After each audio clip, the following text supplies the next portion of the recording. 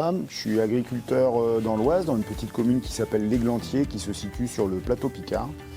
C'est une exploitation de 248 hectares, dont 242 en bio, sur 2 sites. Le site est à l'Églantier sur une grosse partie et une autre petite partie sur le Frétoiveau, à une quinzaine de kilomètres. Donc je suis installé en 2009 à la suite du décès de mon papa et j'ai fait une conversion en agriculture biologique en 2019 sur toute l'exploitation, sur toute la partie culture. Et les seules choses qui ne sont pas en bio, ce sont des bandes de fleurs que j'ai fait le long de mes voisins et tout ce qui va être bandes d'herbes et bandes de switchgrass, donc pour la petite faune et les auxiliaires et les abeilles pour les bandes de fleurs. Et ça me permet de couper aussi vis-à-vis de mes voisins, de faire des bandes tampons pour la gestion des dérives de produits phyto. Seulement. Je suis également président de la FNAMS, donc la Fédération nationale des agriculteurs multiplicateurs de semences. Et à ce titre, je produis énormément de semences en agriculture biologique. J'ai plus de 60% de la surface en production de semences, donc en céréales, protéagineux, légumineuses et graminées fourragères. Et actuellement, je dois cultiver 16 espèces différentes, donc avec des céréales, avec de la chia, avec du tournesol, avec des graminées, des légumineuses fourragères, notamment les luzernes, des fétuques élevées, un petit peu de blé quand même, mine de rien, qui est beaucoup plus... Mon assolement en blé est beaucoup plus faible qu'en conventionnel avant. L'année prochaine, c'est prévu de mettre que 15 hectares de blé sur toute la surface, donc c'est pas beaucoup. Et après, je fais pas mal de légumineuses en production de semences, notamment les févroles.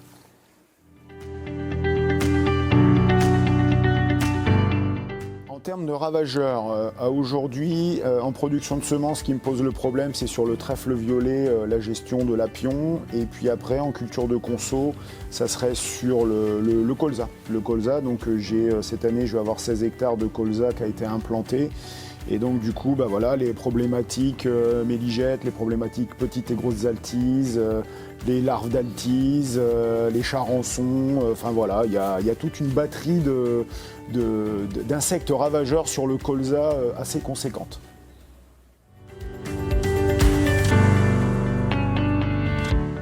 Mes collègues en conventionnel ont déjà beaucoup de mal à maîtriser les ravageurs. Donc nous, en agriculture biologique, le seul moyen de les maîtriser, c'est d'essayer d'avoir soit des auxiliaires, soit de faire des systèmes de culture avec des plants de compagne ou alors des colzas qu'on va faire en mélange et qui vont fleurir beaucoup plus tôt, ce qu'on appelle des variétés très précoces qu'on appelle des pièges à méligètes. Donc en fait, les petites méligètes vont arriver sur les colzas qui sont déjà en fleurs et laisser justement le colza en boutons floraux être tranquille. Pendant qu'elle butine les petites fleurs, elles ne viennent pas piquer les boutons floraux et si elle pique un bouton floral, en fait ça va faire avorter la silique. À ce stade-là, les ravageurs du colza, pour l'instant on est à peu près tranquille. Le colza est vraiment très développé. Peut-être même un peu trop pour la saison, mais c'est une stratégie de lutte aussi contre les insectes nuisibles. Il faut un colza qui soit le plus costaud possible quand les premières petites altises vont arriver sur les parcelles, parce que comme ça le colza va être très costaud, il va supporter des piqûres d'altise.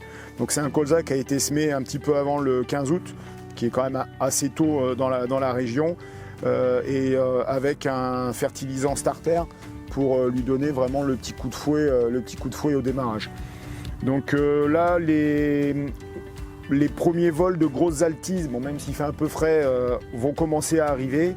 Et le problème des grosses altises, c'est qu'en fait, elles vont pondre et les larves vont se développer après dans les racines et descendre dans les pivots. Et ça va être assez préjudiciable pour le redémarrage au printemps. Et donc ça va affaiblir le colza au printemps. Donc normalement, plus les colzas sont développés, plus les pivots sont gros.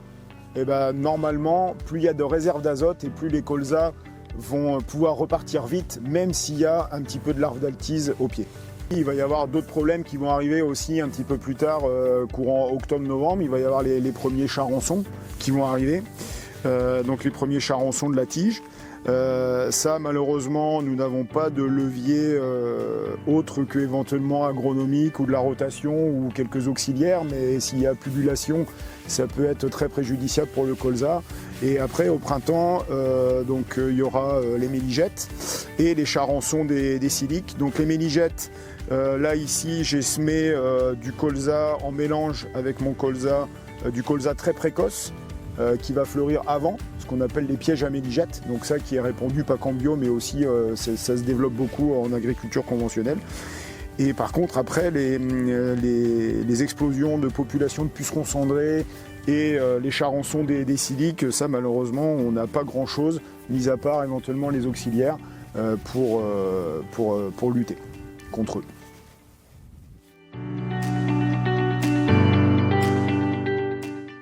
La plante compagne qui a été semée, c'est celle-là, ça s'appelle du fenugrec. Donc c'est une plante qui est rigolote parce qu'elle sent très très fort le curry. Et normalement c'est censé soit faire une confusion, soit éviter aux altises de venir sur la parcelle et de faire une confusion au niveau de l'odeur vis-à-vis du colza.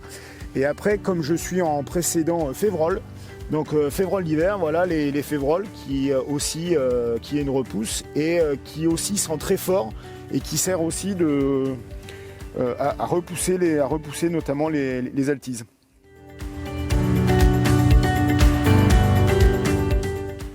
La parcelle a été labourée et ensuite sur le labour préparé une première fois, j'ai posé des espèces de petites couvertures avec des petits granulés d'antilimaces homologués en agriculture biologique bien évidemment, pour faire des comptages et voir s'il y avait présence de limaces. Et donc le fait est qu'on n'a pas vu de présence de limaces et la parcelle s'en porte très très bien, il n'y a pas eu d'antilimaces et il n'y a pas de dégâts de limaces sur la parcelle.